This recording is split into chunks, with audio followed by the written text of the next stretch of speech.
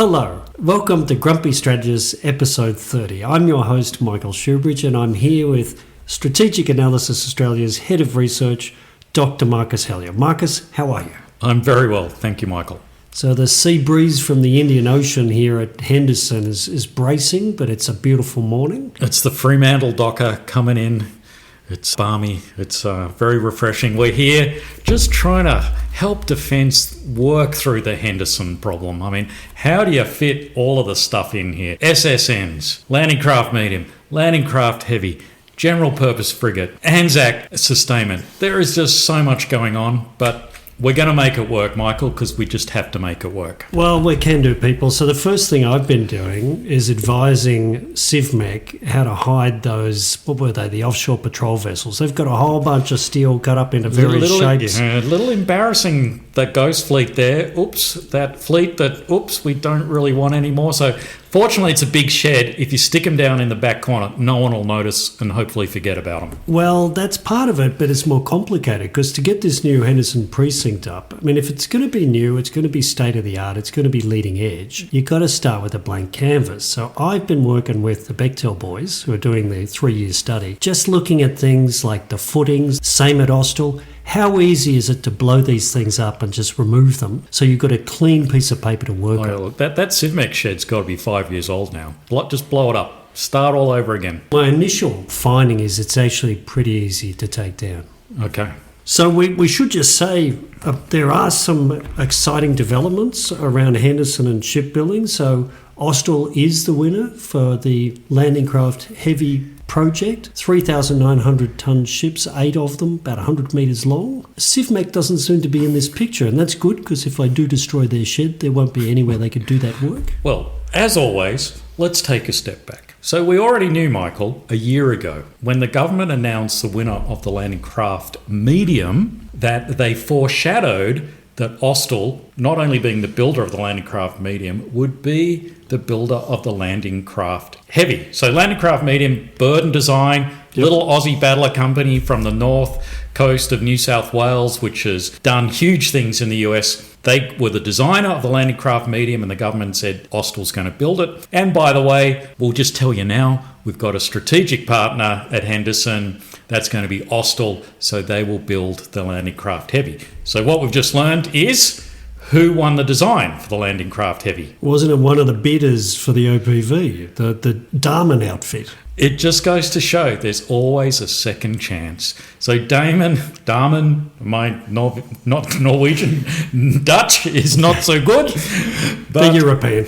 Yep. So they lost out on the OPV, the offshore patrol vessel. They were one of the final 3, but didn't win the big prize. But they have been given a second chance and they've been awarded the design of the landing craft heavy, which will be built by Austell. Given the way the OPV program has gone, I think Damen were the winner by not getting that program. But anyway, they might be sighing a deep sigh of relief, looking at Lürssen, the German company that won, and saying, there, but by the grace of God go I. Because one of the things we've learned recently is Lürssen seem to have had enough of the Australian market. If we again go back in time, when they were picked as the winner of the OPV project, they were going to be the designer and use CivMec, a West Australian company that builds for the resource sector. Yep. This was their big entree into the vast and mighty Indo-Pacific market. Yes, it was the front door. And here we are sort of 6-7 years down the track and they've said, we've had enough. We're actually selling everything to CivMec. They can finish the offshore patrol vessel by themselves. These great dreams have not materialised for them. And so they sort of join a long line of companies that have been burned working with the Australian Defence Department. They've seen a bright, shiny future and then they've lived the dream and got out of town as fast as they could. I hope for their sake that it hasn't been as painful as Naval or Naval Group, the French company that was going to build our attack class submarines. But anyway, so there's a lot of moving pieces in Henderson. So Lürssen is going, CivMec is taking over the OPV project. One of the things we also saw earlier this year is that Austell and Civmec put out a media release saying, we're working on a joint venture. We're going to have this joint venture to build the landing craft heavy. So this big project, sort of 3,500 ton landing craft made of steel. You would think Civmec has to be involved because Austal can't do it all themselves. And Civmec do large-scale steel fabrication. Correct. Yeah. And they have a huge facility in Henderson, state-of-the-art, though you seem to think we should demolish it, but that's a separate I've seen issue. newer, yeah. So, but yes, in this latest announcement by the government saying that Darman were getting the design and Austal were going to build it, no mention of Civmec. So there's a lot of unknowns around the whole commercial strategy of how these projects are going to go forward. Well, I saw in the announcement there's this fascinating thing. Defence talks about keeping leverage over its commercial partners, but it doesn't seem to have kept any leverage in this case. So it was a year ago Austal were announced as the partner, but then with this announcement choosing Darman and a particular design and Austal, they talk about it being subject to successful negotiations and effective performance. So they don't appear to have agreed anything. It's an interesting commercial strategy where you essentially pick the two winners in advance and then say, okay, now we're going to talk price. Yeah. You've chucked all of your commercial leverage out the window. So if I'm Austal or Darman, I'm thinking, well, I had a number in mind, but I've now got a bigger, different number in mind. So, yeah, another interesting thing there. But there is some good news. The good news, of course, is that these ships are going to be built from steel. And, of course, not just any steel, but Aussie steel. Aussie steel, because apparently Aussie steel keeps Australians safer, according to the media release. Well, that's great news. I mean, if Australian steel does keep Aussies safer, you've just got to worry about Australian sailors who may not be inside Aussie steel on their particular platforms. You mean like the general purpose frigates? Could be. Well, that's just been formally down-selected now. Yes, there was a major leak about 2 weeks ago with the results being spilled in the media, but we got the formal media release this morning. Who are the winners, Michael? Well, we've got the Germans and the Japanese, so TKMS and Mitsubishi Heavy Industries. And I'd say at least one of those, both are not Aussie steel. One could be German steel. Oh, dear. The What other do one they could know be about steel? Japanese steel. What do the Japanese know about steel? Yeah, so the prospects are grim. Of course, the Henderson precinct will have to be rebuilt entirely before the build transfers there. So we really do have to get moving in blowing up that Civmec shed and the Austal facility. Yeah, so just to fill in our audience who may not be as au fait as you are, Michael, the strategy is first three will be built off the shelf in the parent company's home yard, and then the design will transfer to Henderson. And so Henderson has to find room to build 8 roughly 4,000 to 5,000 ton frigates. So it is literally all happening at Henderson. And again... Well, not yet. Well, there's a bit of... The first of the general purpose frigates to be built overseas meant to be delivered in 2029. You sort of figure the first Australian made one sometime by the early to mid 2030s, maybe 2033, but that's only 9 years away. So as these things go, that's just around the corner. You probably want the shipyard up and running 3 years before the first one to be able to set to work and start the construction. Well, and that's one of the big question marks is the whole thing meant to be built using existing facilities such as Austal and Civmec's existing facilities, or are we going to build something completely new? If so, who's going to own it? Is it going to be government owned like the submarine and surface shipyard in Adelaide at Osborne, or there are so many unknowns here. Well, it'll take at least 3 years and hundreds of millions of dollars of studies to look at an answer to that question. I'd note that Bechtel, the company that's doing the study for Henderson, was in a bit of trouble with Northrop Grumman and the Pentagon about the very expensive, over-engineered solutions they put in place for the silo renewals for the American nuclear weapon program. So hopefully they've learned some lessons out of that and can apply them. Now, speaking of lessons learned and self-assessment, the Defence Annual Report. Everyone will have been reading this thing. It's a page-turner. It is the high point of my year, Michael. It does, despite Defence's best efforts, still have some numbers in it, though. And one thing I think you drew out of it is this acceleration that we've heard about with particularly things like the missile programs that Defence has got and with the helicopters, the Black Hawk. What's the truth about the acceleration? Because these numbers can't lie, can they? Well, so one of the sort of iron laws of project management is if you want to make progress, you actually have to spend money. Like if you're not spending money, you're not getting capability. Of course, the reverse is not necessarily true. You can spend money and not get any capability. So we have lots of examples of that. But basically, you want capability, you have to spend money. And there's a lot of projects that were meant to be spending money, and these are the kinds of projects that the government has said it was accelerating. Well, one that I know of, LRASM, so that fantastically advanced anti-ship missile. Yes, that the repeated governments have been repeatedly announcing since about 2020. It was very exciting when it was announced back in 2020, and in fact, it was going to be acquired really fast. Yes. So I know they had about $333 million that they were going to spend when they put the 23-24 budget together. How much of that? They probably spent more because they've accelerated it. Well, partly correct. So they were planning on spending 333, and then they accelerated that up to 386. Oh, when they did the additional estimates. So they were going to accelerate it, but where we ended up was actually only 101.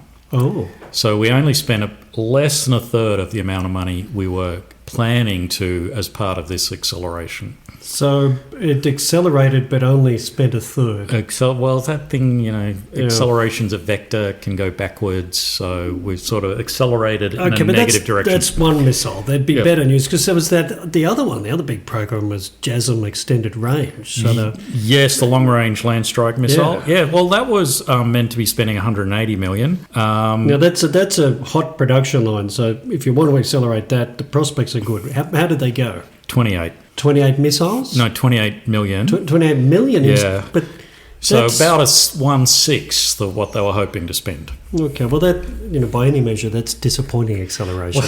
Well, it is kind of disappointing, and I think it reinforces that point we've made a number of times, that is, we are completely dependent on US production lines for this stuff, and if the US figures that somebody else's need is greater, whether their own or another ally's, then we kind of miss out. Well, I think both those, LRASM and JASM-ER, the production line is hot. It's popping missiles out, but you're right, they're just not going to the Australian customer. So we're already seeing that problem with relying on global supply. Yes, and there's another off-the-shelf purchase from the US that is accelerating in the wrong direction. That's one we've spoken about before. That's the Black Hawk. Our listeners will recall that we retired the MRH-90 in a hurry, but Defence Minister Miles said, don't you worry about that. I'm on the phone to my counterpart in the US, and we're going to accelerate delivery of the Black Hawks. I think he may even have raised it face-to-face with Lloyd Austin, because it was that important. Yep. So on the cash flow, they had $642 million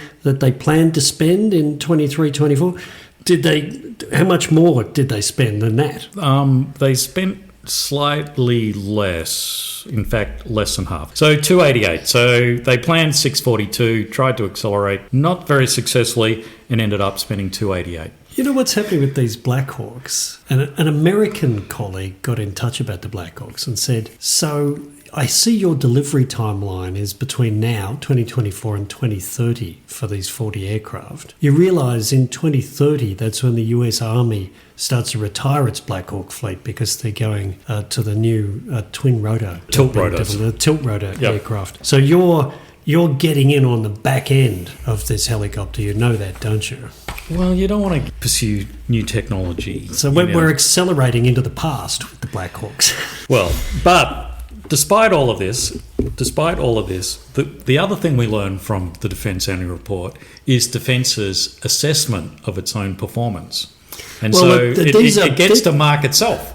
Well, but these are clear-eyed people with a hard-edged grasp of reality, as shown by the acceleration of these programs. When they want to do something, they bloody get it done. Yeah. So on workforce, now they're about 5,000 ADF people short of where they're meant to have been. It's 8 years of failure.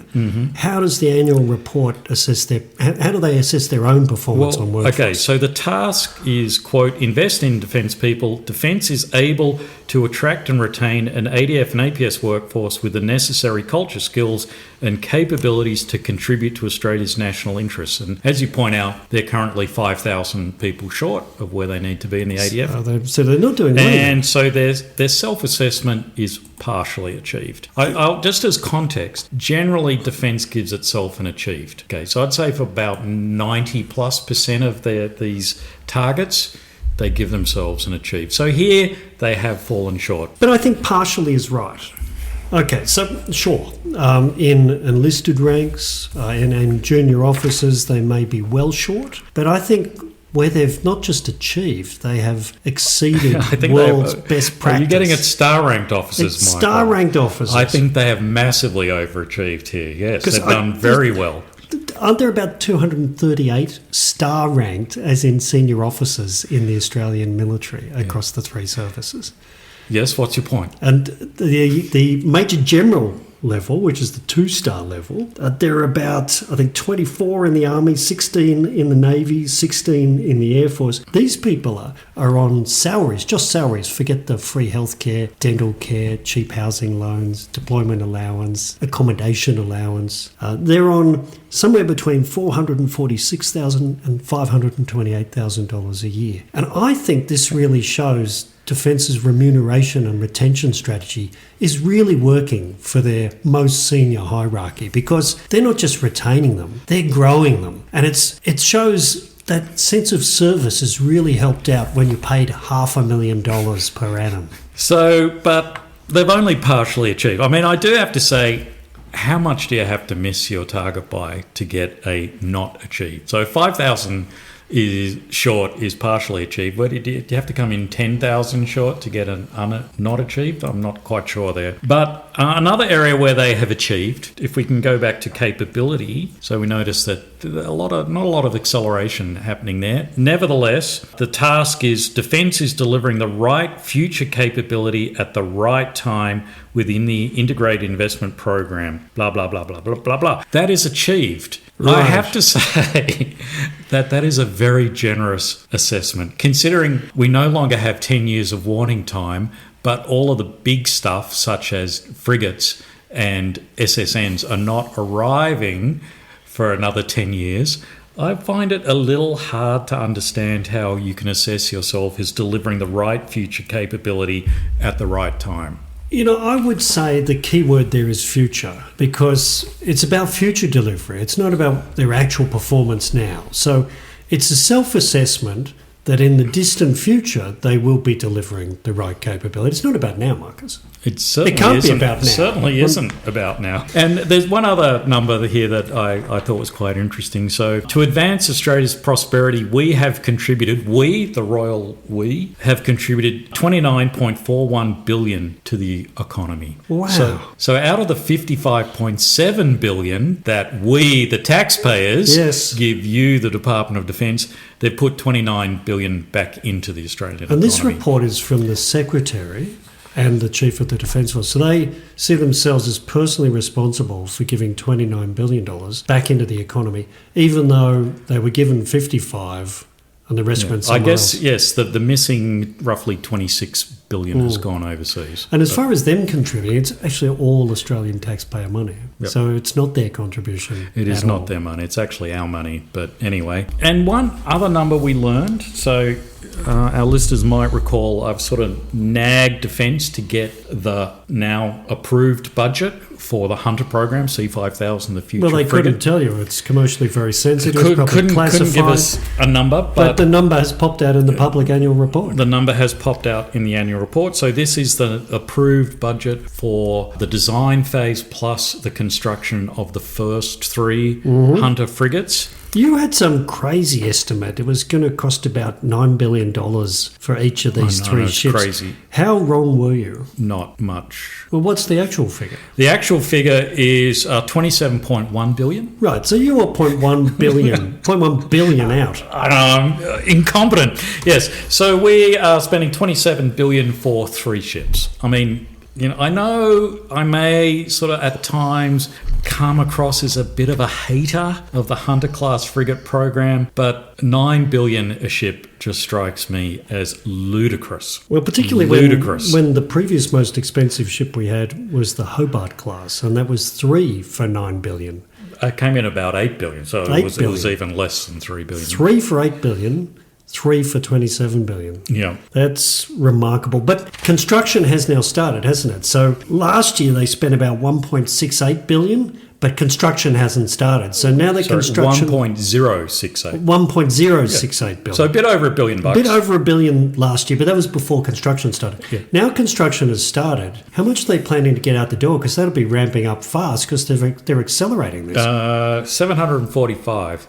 More than they spent. So that'd be 1.7. 745. So So they're actually spending less. Now we're actually cutting steel, then presumably we have welders and hardworking men and women actually building ships. So I don't know what it means, but normally when you look at projects, spending ramps up once you actually start construction, but doesn't seem to be occurring here. As we're seeing with so many of these activities, there's so much being spent on studies, paper, documents, announcements.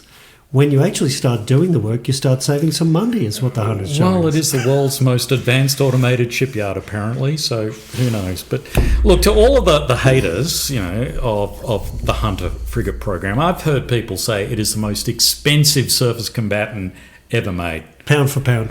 It is. That is just ludicrous. In metric, kilogram for kilogram. Yeah.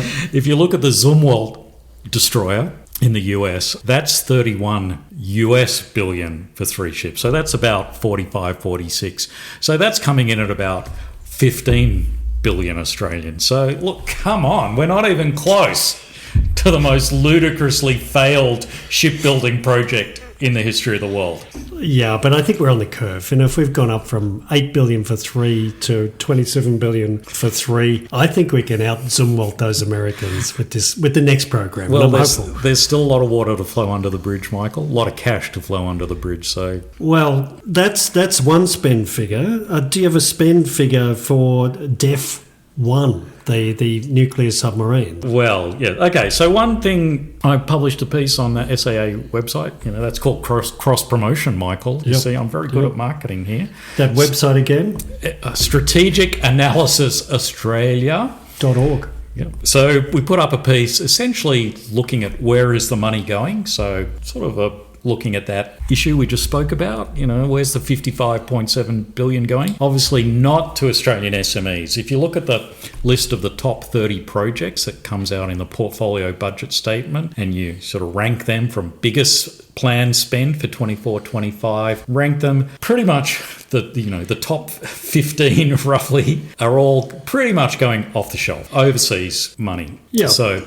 And some, however, there's a few in there which are local construction of overseas design, and some of them are armoured vehicle projects. And one of the things I found quite interesting when you add all of them up is that contrary to this sort of perceived wisdom that poor old army is... the strategic review took a chainsaw to the army. They've missed out. They're always the poor sister, Cinderella who misses out. Yep. Actually, if you add up the numbers, so if you look at infantry fighting vehicles, you look at Boxer combat reconnaissance vehicle, the tank project, self-propelled howitzers, HIMARS, the rocket launcher, and upgrades to protected vehicles, you come in pretty close to $2.5 billion just being spent in 24-25. So that is a massive capital spend on the It is a massive capital spend. Now, the grumpy people might say, yeah, but these were all projects started back in the era of Plan Beersheba when the army had a different role and different structure.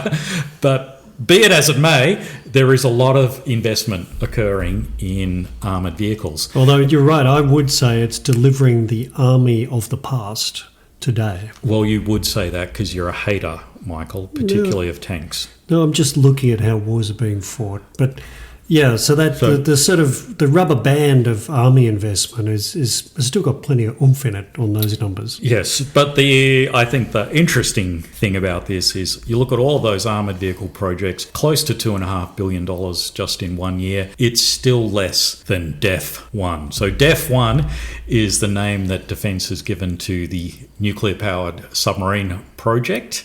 It is the Death Star of the Death Australian Star. investment program. Yes, it is the Death Star. And it's $2.5 billion just in 24-25. And we've still got about 8 years to go before we get the first of those vessels. And that number will continue to ramp up. I suspect by around about the early 2030s, we could be actually spending in the order of $10 billion a year. It's like the sumo wrestler that's going to sit on the rest of the budget, isn't it? Mm. Yeah. So, and pretty much all of that money is going overseas. We keep hearing from Australian medium and small companies in the defence sector that they're starving, despite the government saying we are spending historic amounts of money. But yes, when you look at the big dollars, they are all going overseas. There is some money being spent here to assemble all of those overseas designs and overseas components, but pretty much the bulk of it is going directly overseas. Yeah, one other thing we learned about the nuclear submarine program is the American Get Well program is not going well. So the head of that submarine production program said recently that he had to tell people that their annual production target was 1.5 boats a year. So what do we need to get to? Need to get to 2.33 by about 2029. We, as in we and the US submarine program? The US submarine production of attack submarines had to get from its current 1.1 to 1.2 boats a year to 2.33. That meant this year it had to get to 1.5. And where's it going to end up? About 1.1 to 1.2, maybe 1.3. So essentially a whole boat short of where we need to be. Yes. And I suppose the problem is it's a bit like a defibrillator, isn't it? So they've put the industrial uplift spend in. Well, Australia has injected a large chunk of that industrial $4.5 billion, but unfortunately the body's still not moving. So the production rate isn't lifting. But the good news is we're told, don't worry, still very confident we're going to achieve that 2.33. The only thing that worries me is there's no grounds for that confidence when you look at the performance. But there is great optimism in one part of the globe, and that's the Houthis. With the Americans very, very impressed with what the Houthis are doing, very impressed with how quickly they're doing things, and incredibly impressed with their ability to produce powerful missiles and drones. Well, Michael, as you know, you can't just build guided weapons just like that. You need a crawl, walk, run approach. Well, I'm confident that in 10 years, if we keep crawling, some Australian company somewhere might be able to make a component for a missile. See, if only the Houthis had listened to our guided weapons enterprise. The Houthis just are not doing this properly, and that's why they're not achieving any results. Have you got a quote from so this is a doctor. Well, he's a doctor, so he must know what he's talking about. Dr. William LaPlante, currently Undersecretary of Defence for Acquisition. So he is the acquisition head honcho in the US, and he apparently said, I'm a physicist. So he's a doctor and a physicist, so he must know what he's talking about. I'm a little anti-vax, so I'm a bit doubtful about him as a doctor. And an engineer. This guy has a lot of qualifications. So. And I've been around missiles most of my career. And what the Houthis have done in the last 6 years, in the last 6 months. Last 6 months. I'm just shocked. I'll tell you what. You know why he's shocked? Why is he shocked? The Houthis are getting scary. They now have anti-ship ballistic missile capabilities that are long range and can do things that are just amazing. He's a total fanboy. But you have this group producing thousands of ballistic missiles that, I'll just say, can do technical things that only the advanced countries could do. And they're producing them at some degree of scale. It's just remarkable. So obviously, these foolish Houthis have not gotten the mail that you got to have a crawl, walk, run strategy if you want to make Guio, because they're just running, the poor fools. The poor fools. Well, and they're doing this after having a really destructive civil war where they had the UAE and the Saudis fighting them, and after being bombed by the Americans, including with B-2 bombers, and fighting the US Navy. And a previous American admiral had said the American Navy is fighting the largest naval battle since World War II fighting the Houthis. So They're fighting the largest naval battle against the American Navy. They're being bombed by B-2s. They're in a war-ravaged economy, and they're able to produce really effective, technologically advanced anti-ship ballistic missiles. That does tell me that maybe Australia can do more than what the current government and Defence Department's plan tells us. I think we could do more. Yeah, well, apparently Dr. LaPlante thinks we can do things in 6 months. So I'm still struggling to work out why it's taking us 10 years. But anyway, Dr. LaPlante also says a one-way UAV is bad, but you have a ballistic missile hit a surface combatant, that's a very bad day. Well, at least the Germans got that intel. Well, that's good, because the Germans are one of the contenders for the general purpose frigate. So have they adapted their ship design to deal with the Houthis? Well, so they had a frigate that was out in the Indo-Pacific. It's the cool place to be now. Yep. The Italians have been out here. The British have been out here. Yep. The Germans have been out here. And so they had a frigate with an oiler out here, and they were heading home, and then they went, we got to go through the Red Sea. That's where the Houthis are. Well, actually, before they headed home, they told those Chinese what for, didn't they? They did a passage through the Taiwan Strait. They did do a passage through the Taiwan Strait. So they're willing to step up into a dangerous part of the planet. They stared the Chinese down. Stared the PLA down, yep. Yes, but apparently going through the Red Sea, the short way home, was a little too risky. So after staring the PLA down, they didn't think they could take on the Houthis. Well, apparently. So a German Ministry of Defence spokesperson noted that the Baden-Württemberg, that's the name of this frigate, though formidable in conflict prevention. So I do have to love formidable in conflict prevention and stabilisation operations. What does that mean? It means it doesn't actually have any real capability. So although formidable in conflict prevention and stabilisation operations is not able to provide an air defence umbrella for extended self-defence against air-breathing threats, i.e. cruise missiles, and to efficiently protect the supply vessel which is in company. So this frigate, which is only 5 years old, it's not a relic from a different age, couldn't protect itself against the aforementioned Houthis, these foolish people who have forgotten they need to crawl, walk, run. To me, what the Germans are saying is it's not a warship, because if it's formidable in conflict prevention, that means if there isn't a war, and it's formidable in stabilisation operations, which normally happen after a war, the only thing that it's not capable of doing is fighting effectively in a war. So that does make me wonder about the level of capability that we're going to get with our general purpose frigate. So just so we don't get sued by TKMS, Michael, I will point out that the Baden-Württemberg is not the same design as the MECO 200. I wasn't making it a TKMS point. I was making it I'm just saying, what is the general purpose frigate's capability going to be, regardless of who wins? It will be better than the Baden-Württemberg. Well, I'm sure it'll be... The Baden-Württemberg only has CRAM, which is a very short-range air defence missile. Doesn't even have the evolved Sea Sparrow, which is kind of what we want on our ship. So the TKMS design, I think, will have greater air defence capability. No, I'm sure the Megami will too, but I just hope they're better than formidable in conflict prevention. Yes. It's so what does that say, really, when here you have a major surface combatant which has decided it's too risky to go through the Red Sea. We want to keep merchant ship going through there. We want to keep that sea lane open. To me, that says you have failed. You know, the US and its allies have failed at keeping that sea line of communication open, which of course raises that question of, well, what are the 50 SSNs that the US Navy have good for?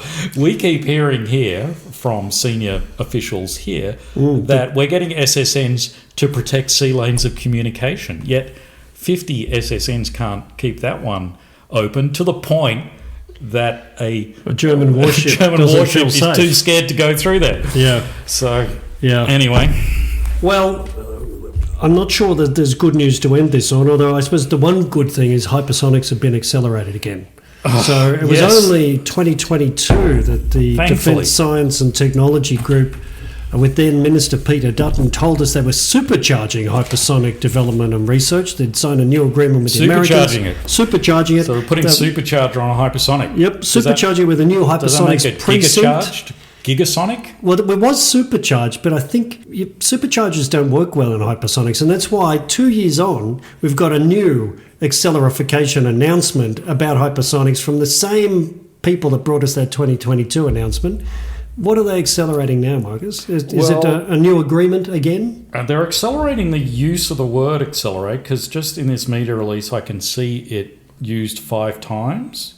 So we're accelerating delivery of AUKUS Pillar 2 hypersonic systems. We have signed an agreement to accelerate the testing of hypersonic vehicles and related technology. So we're accelerating testing. Yep.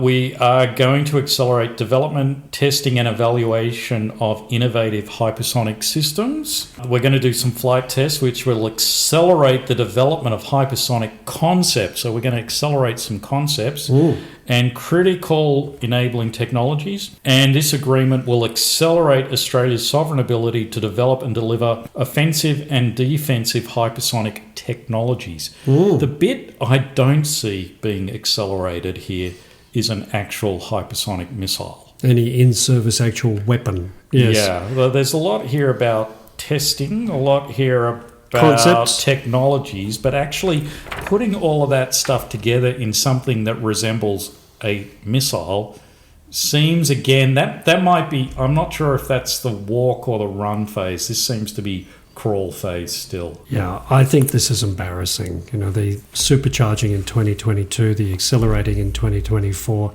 This is decades of research and development, and there's still nothing.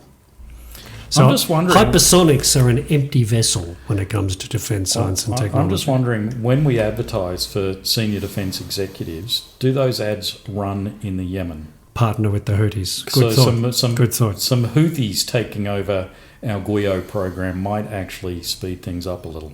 Yeah. Well, once they completely close the Red Sea, they'll have time on their hands. They can, yeah. Good thought. Let's get some of them out to Henderson. All right, I'm about to accelerate off to get some lunch, I think. Yep, me too. All right, great to talk with you, Marcus. All right, see you, Michael.